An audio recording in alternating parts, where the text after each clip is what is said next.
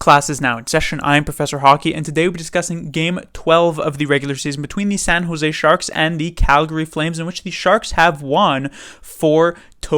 A pretty surprising win, all things considered. The Sharks were coming in to this game as the massive underdogs. Not only were they on the road in this one, the first game of a long and difficult road trip, but they are still very short-handed, even though a lot of the players like Carlson, Meyer, LeBanc are beginning to skate and seem to be pretty healthy. The fact that they are now traveling to Canada, where COVID regulations are a bit more strict than those of the United States, they were unable to play here tonight, and they're very unlikely able to play against the Winnipeg Jets either on Thursday, so we'll only realistically see them back when the Sharks return to the United States for the final 3 games of their current road trip. And so with this one, it seemed like it was going to be a game that the Sharks, if they wanted any chance of winning, would have to be grinding down the Calgary Flames. And in this game, even though I would say in the grand scheme of things, through 60 minutes, the Flames were the slightly better team, the Sharks were extremely competitive in this one, and as I said, managed to squeak out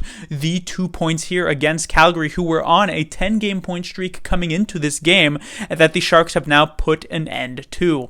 And this first period started out exactly how the Sharks would have loved the first period to start out. It was a very boring, uneventful, just not really much doing in the first period, and against a very high-scoring team like the Flames, it's exactly what the Sharks were hoping for. In fact, while the Sharks only managed 4 shots themselves, they probably had the best chances in this opening 20 minutes, because the Flames, while they did manage to double up on the Sharks in terms of shots with 8, didn't really get all that much going onto Adin Hill. And so after 20 minutes, it was a 0-0 game. However, things really began to open up in the second period. The Sharks scored the first goal of this game just about 30 seconds in from Barabanov, his first of the season. But the Flames would quickly respond with a goal from Milan Lucic, would end up being slightly controversial, I guess. At first, the referees had to check whether or not this puck even crossed the goal line in the first place. The Sharks then challenged it for goaltending interference, which the refs also ended up not agreeing with, and as such, the Sharks, the goal would stand, and the Sharks would end up having to kill off a 2-minute Calgary Flames power play. I actually agree with the call from the referees. I didn't think this was interference, but still,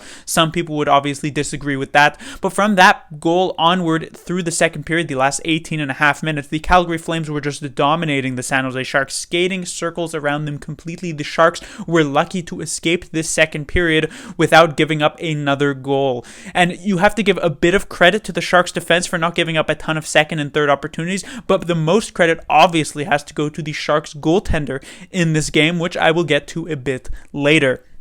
Now, after 40 minutes, the game was tied at 1, a very, very similar, actually an exact situation as the Sharks were in the previous game against the New Jersey Devils. Now, against the Devils, while the Sharks would score the first goal of that third period from Jonathan Dahlen, the Sharks would allow the Devils to just dominate the rest of the third period and would eventually end up getting the game-tying goal, which would lead to a Devils shootout victory, and the Sharks only leaving with 1 point. Here tonight, however, while they also scored that first goal of the third period, this one from Logan Couture, the Sharks were not getting dominated by the Flames in the third period, and for the first dozen or so minutes, the Sharks were the better team in that third period. Obviously, once you got to those last few minutes, the Flames were the team trailing by 1, so you expect more chances to come from Calgary than from San Jose, but the fact that the Sharks did not fold like a house of cards, which they kind of did in that third period against the New Jersey Devils, was very impressive, especially when you reiterate the fact that the Flames are a very good team. The Sharks would then, of course, add 2 empty netters from Tomas Hertl and Jonathan Dahlen to help pad their stats a bit, and as I said, they'd close out the victory with a 4-1 record, which now leaves the San Jose Sharks with a record of 3-1-1 ever since they lost all of those NHL regulars about a week ago, which is a very impressive record, especially when you consider some of the quality of competition the Sharks have faced during that 5-game stretch. Moving on to the lineup here, first line we had Bonino, Couture, and Dahlen again. You know those times where you watch a movie and the movie is just so awful and you leave the theater and think, wow, how did a team of directors and producers and writers come together and write such a terrible movie? And then you somehow go home, you Google search, and apparently there's a sequel to that movie. Well, that's exactly what happened here tonight. For whatever reason, after the awful performance of Bonino, Dahlen, and Couture, they were actually left together once again here tonight. Now, Now, it should be noted that this sequel actually ended up being slightly better than the original movie, just because this line ended up cleaning things up defensively, which is, a rebound that you would definitely expect when you have players like both Bonino and Couture on it, who are supposed to be very solid 200-foot players. But when it comes to the offensive game, even though Couture obviously did score a goal in this one, it was kind of off an extremely lucky bounce off the stick of a Calgary Flames defender, and not so much because this line was so dominant offensively. So I'm still very confused why these three players are together. The only explanation I can come up with is that John McLean was so happy with how the other three lines performed that he didn't want to change the chemistry of any of those three lines. So he said, you know what, let's just leave Bonino, Couture, and Dahlin all together. I could somewhat understand that, but still, it's not the most pleasant thing to watch, especially when you consider that Couture and Dahlin were such a tremendous duo earlier on in the season, and they've been basically neutralized by their own teammate. On to the second line with Balcers, Hertl, and Barabanov. This was also a pretty effective line here for the Sharks tonight. Both Balcers and Hertl, I thought, had very, very solid games. Barabanov maybe a step below those two other players, but still not looking half bad. So that's still a good thing to see. These were three players who looked quite solid against the Devils, and it's good to see that translate once again to an even more difficult opponent.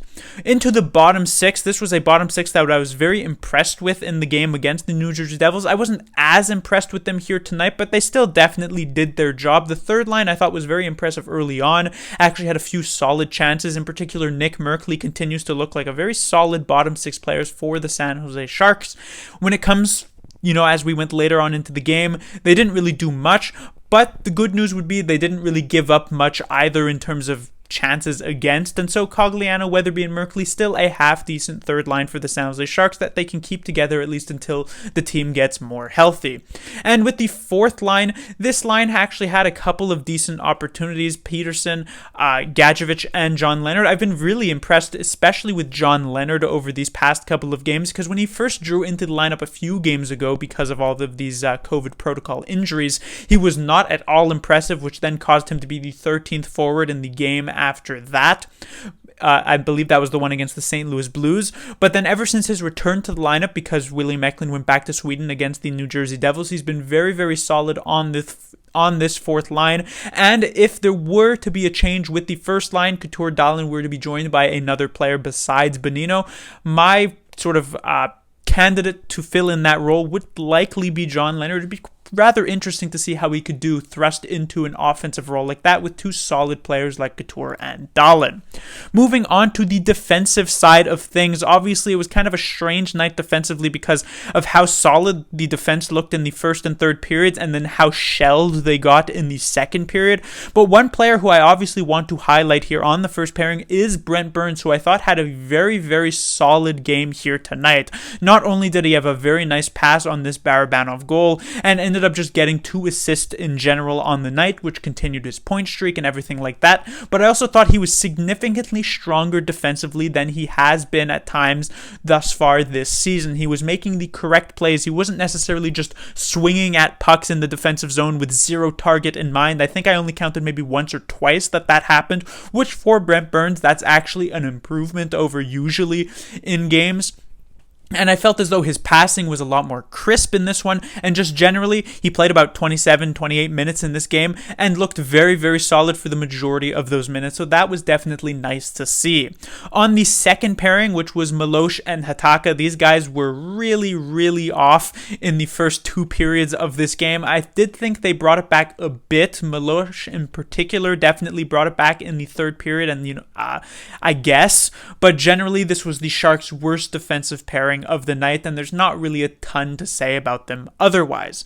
But with the third defensive pairing, these two guys actually impressed me significantly. Megna once again returned to that solid defensive form that we had seen against the Buffalo Sabres that he kind of got away from a bit in the past couple of games against the Devils and the Blues, and Ryan Merkley continues to just get better as each game goes by. I really liked Ryan Merkley's most of his performance at the very least against the New Jersey Devils, if you remove that one mistake that he made right at the end that led to the game-tying goal for the Devils. And here tonight he was once again rather impressive. He made some nice moves in the offensive zone. He had some solid coverage in the defensive zone, and I feel feel as though that this lucky break, I guess you could say, that Ryan Merkley has had because of the fact that the Sharks have lost a ton of players to COVID protocol, that has allowed him to get these first 5 games of his NHL career, has been a huge break for him, because he was a player earlier on in this season, as we moved through training camp and in preseason, that a lot of people were starting to talk about, well, would he ever actually be able to make it to the NHL, since he didn't make it to the team out of training camp this season. And, he wasn't getting up there in age, of course. He was only drafted 3 years ago. But when it comes to these first round players and they don't really make the show after 2-3 years, you start to think, well, maybe are they ever actually going to make it? But these 5 games that allowed him to get this NHL experience, I feel, are going to be very, very important for his development. And with these 5 games, it's very possible that he could make a run for the San Jose Sharks coming up into the next season. And potentially, depending on how injuries go, he might even be a 7th or 8th defenseman for the San Jose Sharks.